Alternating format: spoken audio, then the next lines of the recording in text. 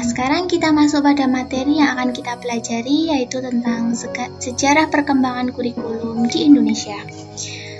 Kita ketahui bahwa sejarah kurikulum pendidikan di Indonesia kerap berubah setiap pada pergantian Menteri Pendidikan, sehingga mutu pendidikan Indonesia hingga kini belum memenuhi standar mutu yang jelas dan mantap. Dalam perkembangan sejarah, sejak tahun 1945, kurikulum pendidikan nasional telah mengalami perubahan. Nah, sebelum kita mempelajari lebih lanjut, terlebih dahulu kita mengetahui tentang pengertian secara umum dari kurikulum. Nah, berikut adalah pengertian secara umum dari kurikulum. Selanjutnya, perkembangan kurikulum di Indonesia setiap tahunnya. Nah, di Indonesia telah berganti kurikulum setidaknya sebanyak 10 kali. Yang pertama pada tahun 1947 atau setelah kemerdekaan, yaitu kurikulum rencana pembelajaran. Dan selanjutnya 1952 kurikulum rencana pelajaran terurai. Pada tahun 1964 kurikulum rencana pendidikan sekolah dasar. Dan selanjutnya 1968 kurikulum sekolah dasar. Selanjutnya pada tahun 1975 kurikulum sekolah dasar. Kurikulum 1984, kurikulum 1994, rintisan kurikulum berbasis kompetensi atau KBK. Dan yang selanjutnya kurikulum tingkat satuan pendidikan atau KTSP. Dan untuk yang terakhir yaitu kurikulum 2013 yang mengembangkan konsep kompetensi inti sebagai integrator horizontal. Nah, sekarang perkembangan kurikulum dari masa ke masa kita akan mempelajarinya untuk lebih lanjut. Yang pertama yaitu kurikulum 1947, rencana pembelajaran 1947. Nah, di kurikulum ini kisi-kisi pendidikan bersifat politis. Yang kedua, pendidikan menguatkan pada watak dan karakter bangsa Indonesia. Yang ketiga, Leerplan atau rencana pembelajaran. Dan yang keempat, asas pendidikan Pancasila. Yang kelima, diterapkan pada tahun 1950. Dan yang keenam, susunannya sangat sederhana. Nah, ciri khas kurikulum ini adalah lebih menekankan pada pembentukan karakter manusia yang berdaulat dan sejajar dengan bangsa lain. Selanjutnya, kelebihan kurikulum 1947. Yang pertama, kesadaran bangsa yang berdaulat. Yang kedua, pendidikan penting dalam memperkokoh berdirinya negara. Yang ketiga, sebagai fungsi strategis mempersatukan bangsa. Selain itu, terdapat kelemahannya. Yang pertama, pola pengajaran penjajah. Yang kedua, belum orientasi kognitif dan psikomotorik dominan afektif. Yang ketiga, materi pelajaran sedikit. Dan yang terakhir, yang diutamakan pendidikan watak. Nah, berikut adalah Menteri Pendidikan yang menjabat pada kurikulum 1947, yaitu Mr. Raden Soewandi. Selanjutnya, kurikulum 1952 atau rencana pelajaran terurai 1952. Yang pertama, silabus mata pelajaran lebih jelas. Seorang guru mengajar satu pelajaran. Yang ketiga, isi pelajaran dihubungkan dengan kehidupan sehari-hari. Nah, ciri khas kurikulum ini adalah fokus pada pengembangan daya cipta, rasa, karsa, karya, dan moral, atau kelimanya disebut Pancawardhana. Materi pelajaran diklarifikasikan dalam bidang studi, moral, kecerdasan, emosional, keterampilan, dan jasmani. Selanjutnya, kelebihan dan kelemahan dari kurikulum ini, yaitu kelebihannya, kurikulum ini sudah mengarah pada suatu sistem pendidikan. Kelemahannya, Kurangnya tenaga pengajar tidak didukung dengan fasilitas yang memadai. Nah, berikut yaitu Menteri Pendidikan yang menjabat di kurikulum ini adalah Bahdar Johan. Nah, kurikulum yang selanjutnya yaitu Kurikulum Rencana Pendidikan 1964.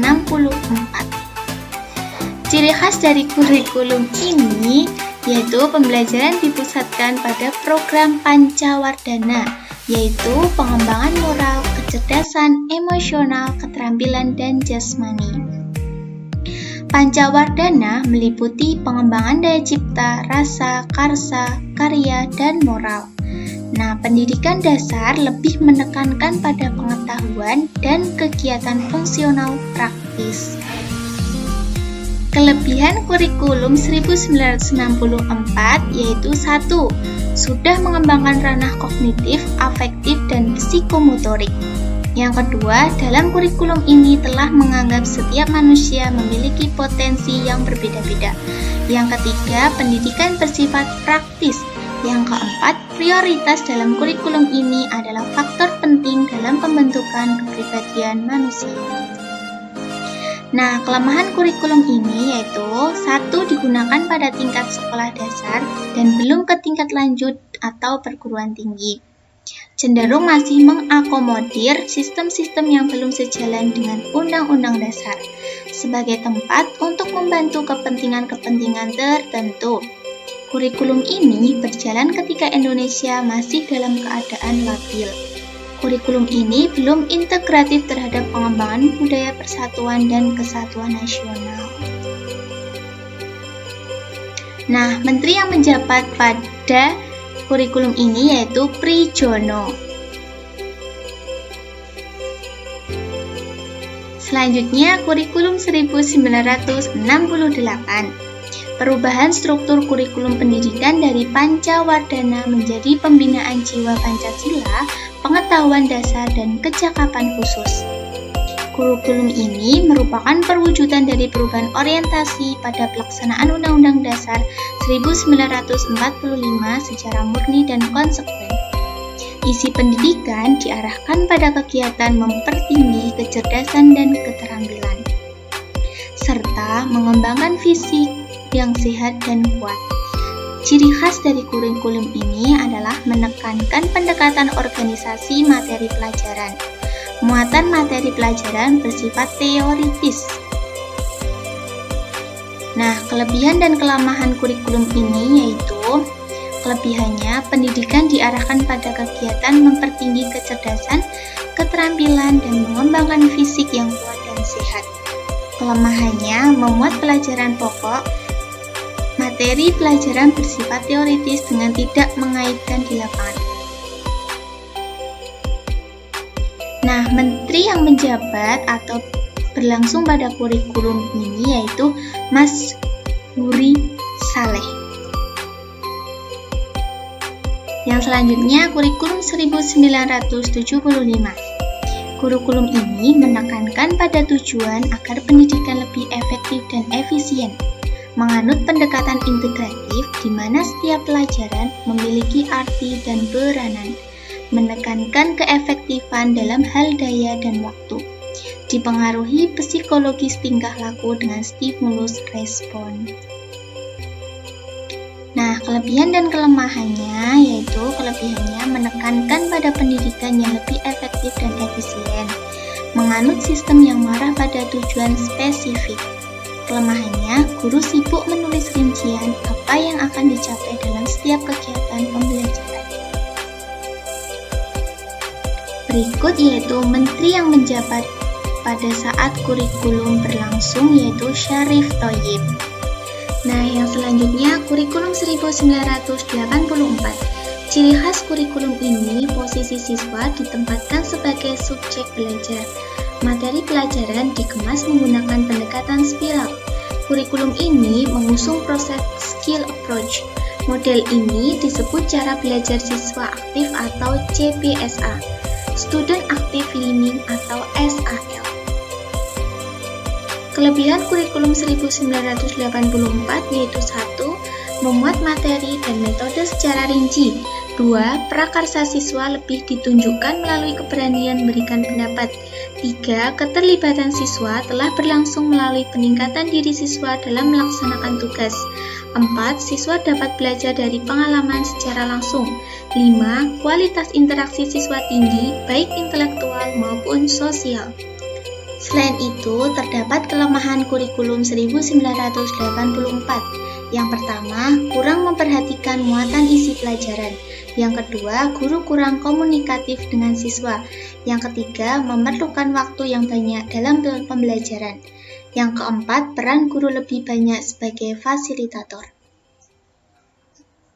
Nah, menteri yang menjabat pada kurikulum ini yaitu Fuad Hasan. Selanjutnya, kurikulum 1994. Sebagai penyempurna kurikulum 1984 dan mengkombinasi dengan kurikulum 1975. Pada kurikulum ini berusaha menyatukan kurikulum 1975 dengan pendekatan tujuan dan kurikulum 1984 dengan tujuan pendekatan proses. 3 aspek utama dalam kurikulum ini yaitu 1. Teori, 2. Proses, 3. Hasil yang dicapai siswa. Ciri khas dari kurikulum ini yaitu pembagian tahap pembelajaran dengan sistem catur bulan. Materi cukup padat dan berorientasi pada materi atau isi. Kelebihan dan kelemahan kurikulum ini yaitu kelebihannya, penggunaan strategi melibatkan siswa aktif dalam belajar. Pengajaran dari hal konkret ke hal abstrak atau hal yang mudah ke yang sulit. Kelemahannya, beban belajar siswa terlalu berat, materi pelajaran terlalu sukar karena kurang relevan dengan tingkat perkembangan berpikir siswa. Nah, menteri yang menjabat pada kurikulum ini yaitu Wardiman Djojonegoro. Selanjutnya, kurikulum 2004 atau kurikulum berbasis kompetensi atau KBK. Karakteristik kurikulum ini yaitu 1. Menekankan pada ketercapaian kompetensi baik secara individual maupun klasikal. 2. Berorientasi pada hasil belajar dan keberagaman. 3. Penyampaian pembelajaran dengan menggunakan metode yang bervariasi. 4. Sumber belajar luas sesuai unsur edukatif. Kelebihan dan kelemahan kurikulum ini yaitu 1. Dalam pembelajaran adanya komunikasi dua arah. 2. Pembelajaran berpusat pada siswa. 3. Penggunaan pendekatan dan metode bervariasi. 4. Sumber belajar bervariasi. Dan yang terakhir, kurangnya sumber manusia yang berpotensial serta rendahnya kualitas seorang guru karena dalam KBK, guru dituntut untuk lebih kreatif. Selanjutnya, kurikulum 2006 atau kurikulum tingkat satuan pendidikan yang biasa disebut dengan KTSP. Kurikulum operasional yang disusun, dikembangkan, dan dilaksanakan oleh masing-masing satuan pendidikan. Nah, di kurikulum ini ciri-cirinya 1. Guru diberikan kebebasan. Guru harus mandiri dan kreatif. Penilaian menekankan proses dan hasil belajar. Terdapat kelebihan dan kelemahan dari kurikulum 2006. Kelebihannya 1. Mendorong terwujudnya otonomi sekolah.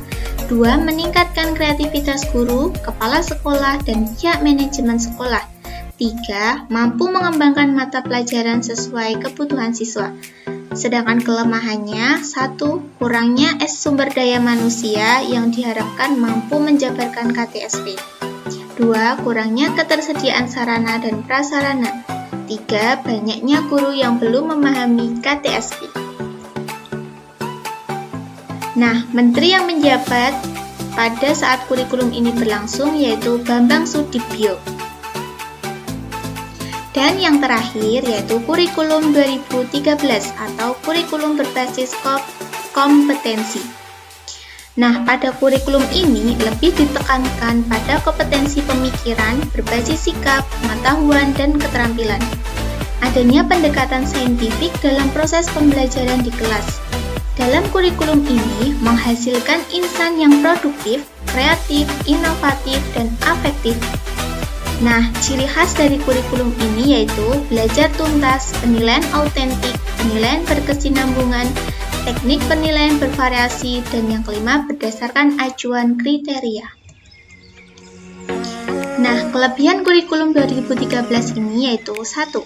Siswa lebih aktif dan guru hanya sebagai fasilitator. Yang kedua, semua aspek kehidupan menjadi sumber pelajaran. Yang ketiga, melahirkan manusia pembelajar. Nah, kelemahan kurikulum 2013 yaitu 1. Penuh kontradiksi. 2. Penggunaan ujian nasional sebagai evaluasi pembelajaran siswa aktif. 3. Cocok untuk sekolah yang lebih maju dan guru mempunyai semangat yang tinggi. 4. Kurangnya sarana dan prasarana yang memadai. Nah, Menteri Pendidikan yang menjabat pada saat berlangsungnya kurikulum ini yaitu Muhammad Nuh, Anies Baswedan, dan yang terakhir digantikan oleh Nadiem Makarim. Nah, teman-teman, berikut referensi yang saya gunakan untuk menyampaikan materi tentang sejarah perkembangan kurikulum di Indonesia ini. Semoga bermanfaat. Terima kasih.